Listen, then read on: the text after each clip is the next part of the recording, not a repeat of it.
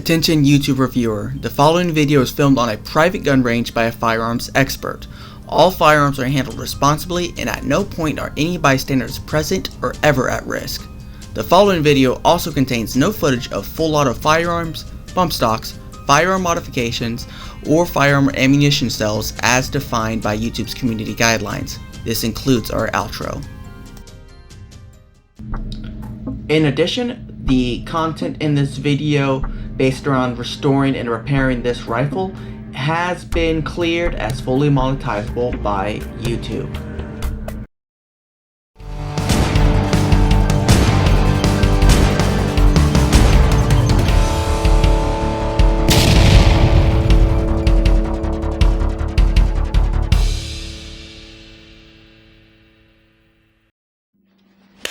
Welcome back, guys. Been a while since I've done anything physically, gun stuff like that. Like I explained when I did my last video, when I did the cursed gun images, number 2. I'll have that link right here. I explained, I got a lot of personal stuff going on in my life right now. So I'm trying to get into a bigger place, buy a property, build a house, stuff like that. So I don't have much time for this stuff at the moment, unfortunately. But assuming all that stuff keeps going as planned, and when it does get done, I'm going to have a private gun range where I'll be able to do a bunch of stuff that I cannot normally do. But first, before we get into everything else and we talk about this, let's talk about today's sponsor. World Tiger Imports. They were gracious enough to supply me with this rifle for this series, and they're working with me on this series right here, and hopefully, with my fingers crossed, I'll be able to work with them in the future as well. So please check out their website. They got all kinds of great collectibles and antiques, as well as some PoE type things as well. And they also just got in a shipment of FAL parts. It's a mixed bag from what I understand. I think they do have some complete rifles as well. I'm not 100%. I haven't checked the website in a good minute. So check them out. Link and everything's right here. And support them, the people who support us. So let's get into it. Okay, with that out of the way, right here we have 2 guns that have been on my bucket list for a long time. These are both from RTI. One I bought personally with my own money, and one they sent to me to restore. Wonder which one's which. So it's the MOS 49 is the one that I paid for with my own money. This is one of their original condition with a good bore and new furniture. I think these are right around $650, give or take, on that.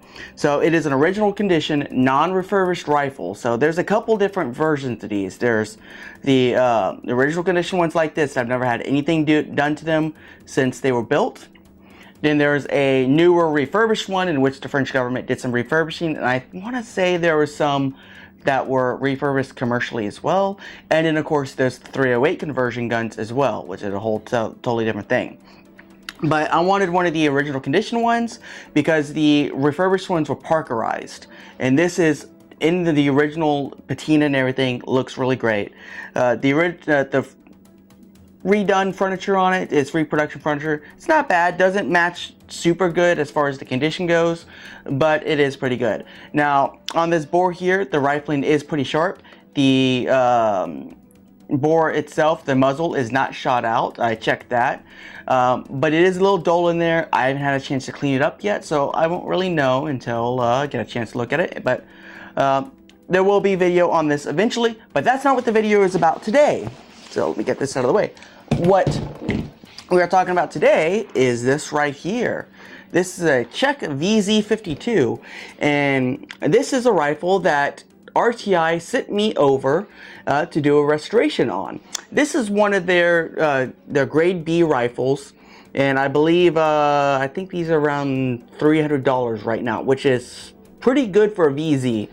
Now, the VZ-52, the original VZ-52, there are 2 versions of them. There's the original version like this one right here, which was in the 7.62x45, which was Czech's proprietary cartridge they came up with because, at the time they had pretty good relations with the Soviets, and Stalin kind of let them do their own thing. Well, after he died, the new people in power, Soviet Russia, really wanted them to get on with the rest of the Warsaw Pact and adopt the 7.62 by 39 cartridge.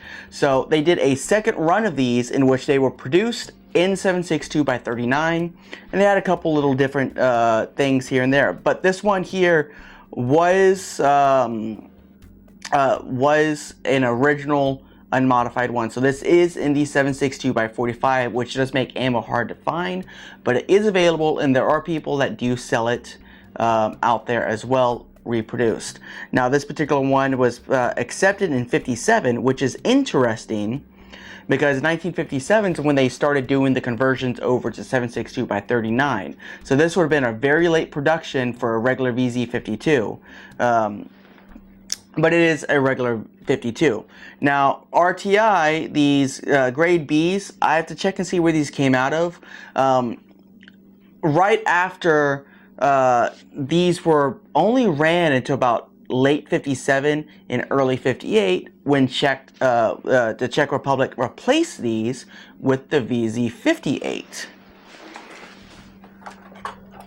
which is this rifle right here. Now I've done videos on this before, and you know, it's an interesting little rifle right here. A lot of things are similar to this rifle, to the SKS, but yeah.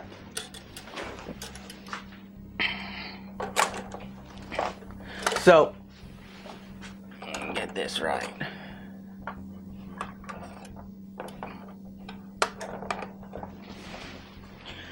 So this was a very short-lived service rifle, even as far as service rifles go. So one of the cool things that RTI is doing with these B guns is you're getting some new hardware with it, because they are missing the upper barrel shroud and wood part. Now they don't come with the wood, but they do come with the reproduction handguard shroud that goes up here up top like this, and then it has the clip to mount it and also the clip for the wood, and they also do come with a new shroud for the front post as well. So that's interesting. Not much you got to do here, but this is like a very kind of rough stamping. I mean, it's a very high quality stamping, but it's like a rough finish. So that's interesting how that is, but it does come with that.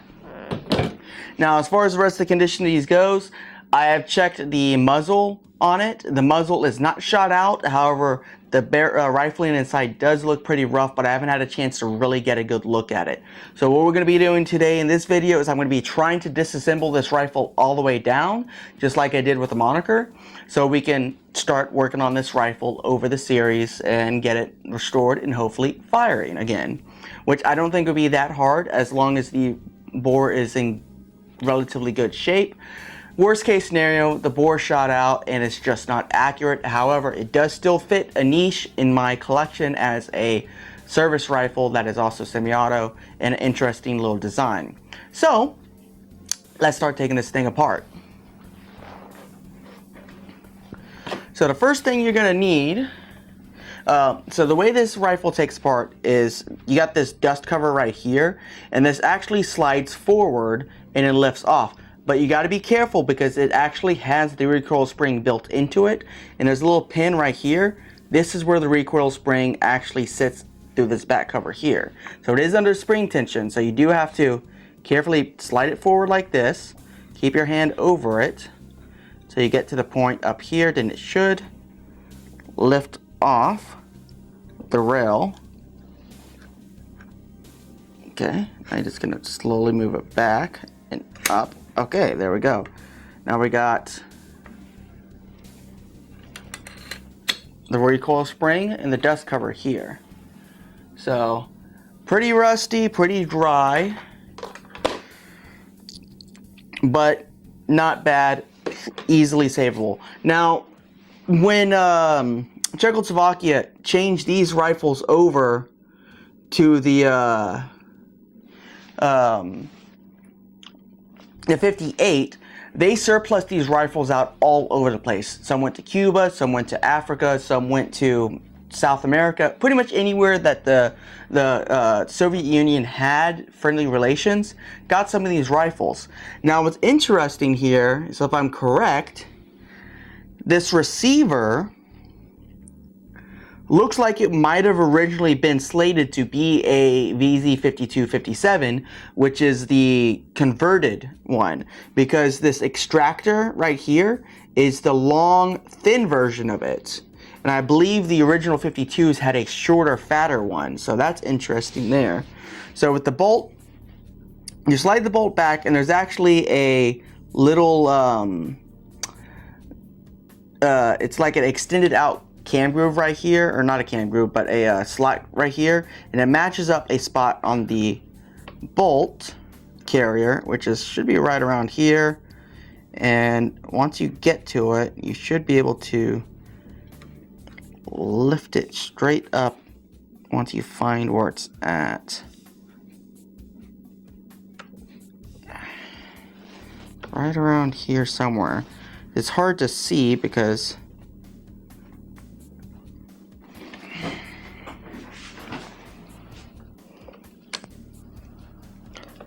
should be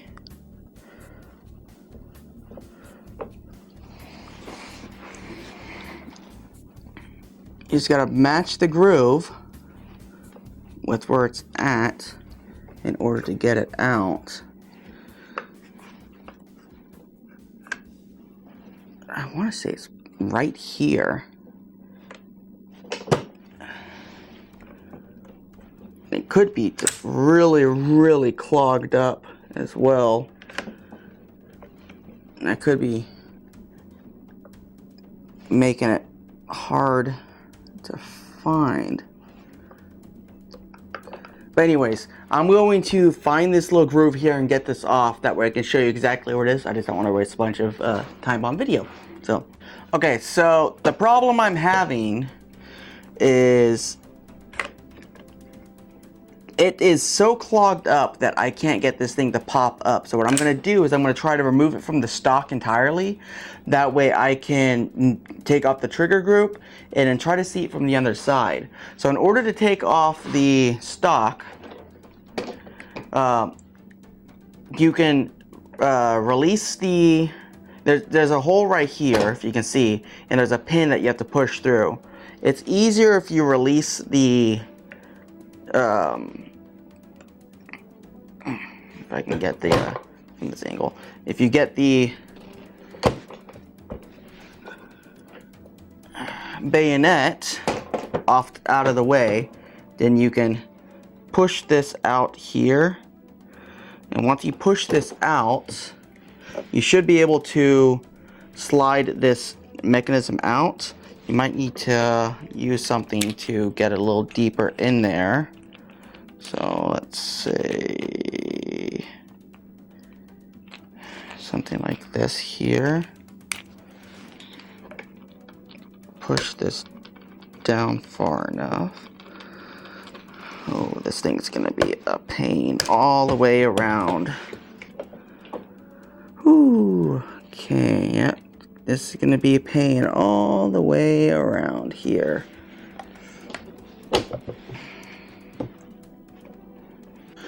Okay, I finally got this fought off. So, looks like it's still on there a little tight, but come on.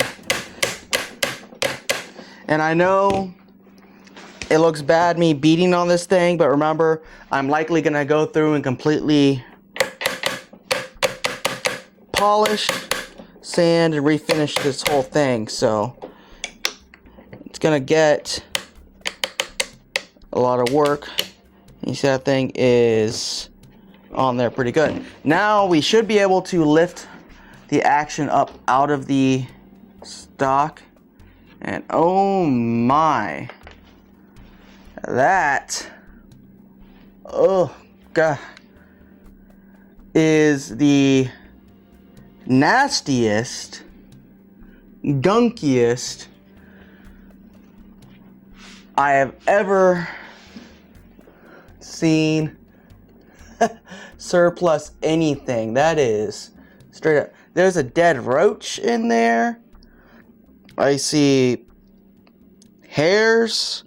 There's a shed spider inside of this stock. I'm gonna set that down right there. That is That's nothing but cosmoline right there. Just glunks of... Oh my, that is... Okay, so we're gonna set this off to the side. I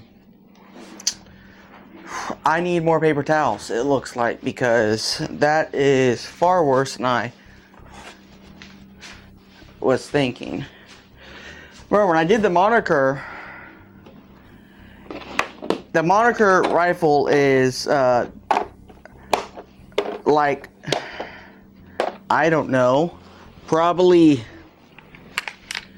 80 years older than this one at least. I'd have to look at the dates and whatnot, but I mean, it's definitely much older than this rifle, and it was still nowhere near this rancid inside. This is something special. Okay, so here's what we're gonna do first. First, we're gonna take off the operating rod, which is this right here. This is like that is. So just, you push that back, tilt it up, and that comes right off.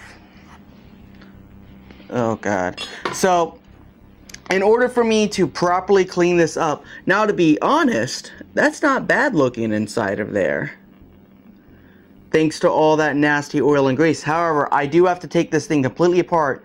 The actual gas, the tappet that acts on the bolt is right here inside the receiver, and so is the spring. So this has to come apart. In order for this to come apart, I'm gonna have to take off this front nut here in the sight block and press, knock that pin out.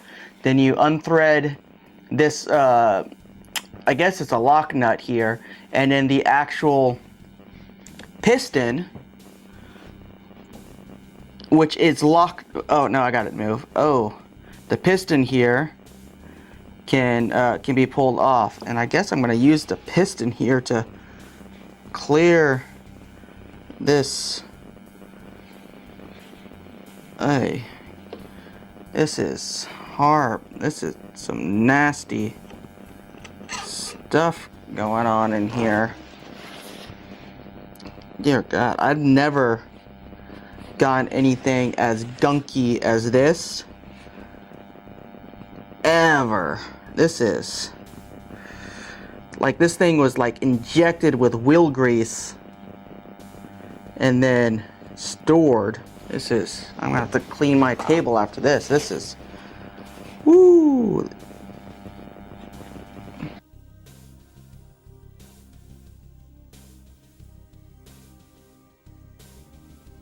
Well, it is at this point right here that my microphone lost all of its charge for its battery, and the camera did not revert back to audio input from the camera microphone itself. Therefore, yeah, I'm gonna have to do some voiceovers for this. Unfortunate. So at this point right here, I was still having trouble figuring out how the bolt on this particular rifle came out.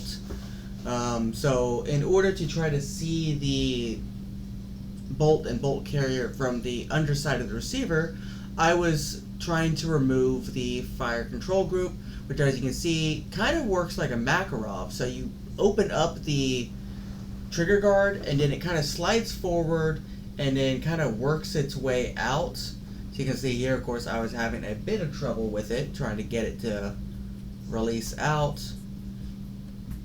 Now, I will say the way this gun is assembled is a little bit more complex than what a lot of service rifles generally are. Generally, a service rifle is put together to be as easy to disassemble as possible. So the way a lot of this was is a lot of things are kind of slotted in and grooved. For instance, cleaning the gas system on this one, it would be kind of hard in the field, as you really need to punch out the front sight block and pull it in order to clean it out properly. And that's not really something a lot of soldiers can do in the field. Okay, so at this point I had actually figured out how the bolt carrier comes out of the receiver. So on some of the rifles that I had seen, there was 2 even cuts on each side of the bolt carrier that allows you to lift it up at the right spot. This one has the cut only on one side. So it works better if you tip the receiver on its side, find the groove, and then you can rotate the bolt out off the side of it, as you see as I just did right here. Now, as I said, I'd have to look into see what version of the rifle this specific cut looks like it came from, but it looks like it likely would have been one of the earlier versions, which is kind of leading me to think that some interesting things on this rifle, some things are from the earlier version, and there are a couple things that are from the new version of the rifle. So this may have been a rifle that was assembled with what would have been a 7.62 by 39 receiver, but they were still putting them together with leftover 7.62 by 45 parts. Now, obviously, having to do a voiceover, I'm not being able to talk about everything I was talking about here. I was talking about the way the cam grooves work and how the cam, the lockup works for the system. And when I actually do the full video on this, I'll go over in detail how everything works as far as how this operates.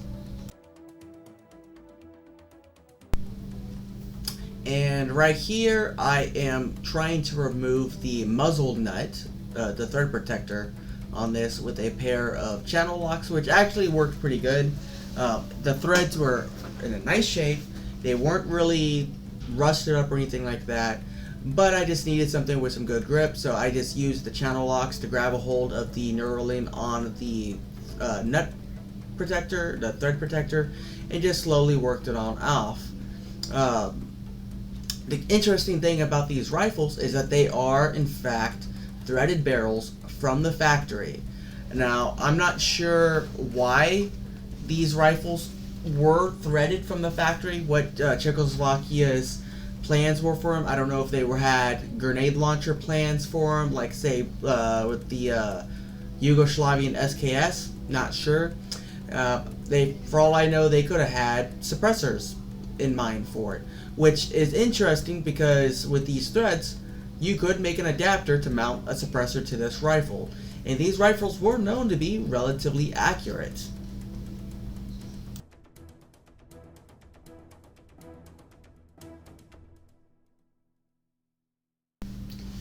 So here, after I got hung up on a couple pins on the receiver and the front sight block, I went ahead and decided to remove the rest of the metal parts from the wood itself, just so I can have them separated. Here I'm using a screwdriver to remove the long screw that holds on the bayonet lug assembly. It's a little tricky to get in there and wiggle it out the right way, but as you can see, it came out pretty good, and it was fairly clean. Now I can take off the block there. That's what holds the bolt up against the wood on the inside, and also is your sling swivel. Now the bayonet lug is a little easier to get off with the bayonet out. Some slight wiggling, and it pops right off. Now there is one last component after the bayonet lug on the front end of the rifle, and that is going to be the actual metal cap. But I was looking here at the bayonet assembly, and I may not have to disassemble it completely to clean it up. So here I wiggle off that cap, and there it is. Now I was looking at some of the other things. This right here, this is the retainer clip for the upper handguard, and it's held in with a screw in the backside here that I ended up not doing, as you need kind of a safety screw for it with a break in the middle to allow the screw to come out, and I didn't have one with me at the time, so I was trying to get it out right now. However, it was kind of fruitless and wasn't really doing anything. So I went ahead and switched around to working on the butt pad. Now, I did find a little interesting surprise here inside the butt pad, but the butt pad has two different things. It has a latch here on top where you press down and you take off the butt cap. And then you have a secondary metal cap. Here I found a bunched up chunk of trash, and then there was the actual metal cap there. But what was also interesting is the cleaning rod kit was still here inside of the rifle. There was no additional cleaning kit of any kind like you would get with an SKS or even some AKs, but the cleaning rods were inside of the stock, which is a nice little find. So those can be cleaned up and put back in the stock as well. I did have to get out a pair of needle nose to be able to grab these out and yank them out. They were kind of stuck in there pretty good, but I did eventually end up fighting these out.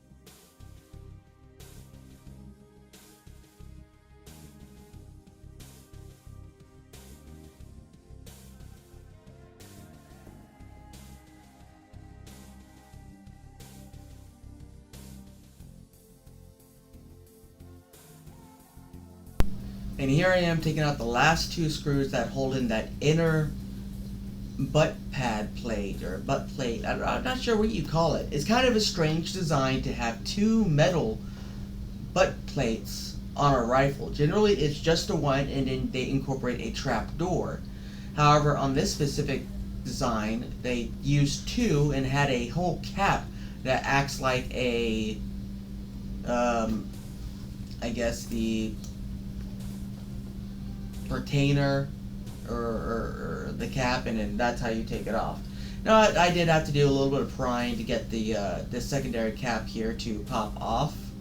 It was stuck on there pretty good, but once I got it off I was able to get it out and then remove the retainer spring that was holds on the outer cap, and then that was pretty much all the metal components off of the rifle that I need to take off at this juncture. Alrighty, so I got those off, those pins. My gunsmith was able to pop those out pretty easily, a lot easier than me. So first off, take this collar off. That's the mount for the bayonet system right here. Okay, then I've got this retaining nut here already loose. We're just going to finish rotating this off. Goes off there like that. So all that's left is this the gas block, which is what this technically is. So we're just going to loosen that up there, and let's see. I got this loose out there on the vise, but it may still be too tight to do it by hand. Unless we pop these pliers down through here. Okay. All right. Put this. Slide this over here. Okay. There we go. Just tight enough not to be able to do it by hand, but not so tight that can't do it by hand. Let me flip this around like this, might be a tad bit easier.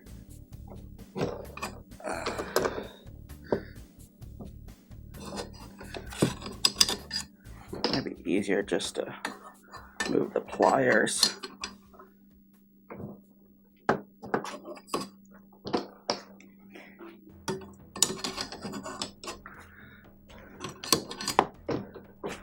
Just you know, make things happen.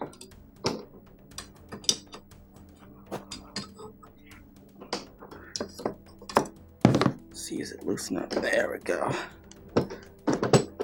Turn like so. Can we do it by hand? Barely. So I believe it's threaded into the exact same threads that that nut was in. Which, if you think about it, it's kind of an interesting system to have a nut threaded onto the barrel and it's just a retaining nut. Not a very common design. And there we go. That comes off. Those threads look good. So the gas piston comes off. Now we can take off the op rod and spring. That comes off. Now our gas port is right here, and it looks like it's clogged up pretty good. Let's see here. Yeah, but it is clear. It's not rusted up. All right. Well, that is everything disassembled that I need to disassemble. I could pull the barrel if I wanted to, but I don't think it's necessary from what I see. I can work with this just fine. Alright, so here's all the major parts laid out that are going to be cleaned up and restored. You can see most of these metal parts look pretty solid. Now, zoom out here. They all look pretty solid, nothing super bad. So everything looks pretty good there. Alright guys, well that's pretty much it for today. All I'm going to do for this video. The next video we're going to be cleaning up all the metal parts, getting the receiver cleaned off, and rebluing everything. Just like I did with the Monaco rifle. And then after that we'll go to the stock, which is going to be the most lengthy, time-consuming part of this project. Just like with the Monaco, I got wood damage to repair. It's got a lot of gunk, and I have to get it completely stripped. But I don't know. We'll see what the wood looks like after I remove just the grease off of the surface. That might be a decent wood color under there. I don't know yet. I may not have to strip it all the way. We'll see. We'll see what happens after I remove just the surface grease out of it, what it looks like. But anyways, guys, if I end up having to strip all that wood all the way down, do you have any ideas? What would be a good color to stain the wood? What would be something that would still look nice but original? Any ideas, suggestions? Let me know. Anyways, guys, I'll see y'all next time. And, you know, do all the like, subscribe, all that good stuff. See y'all later.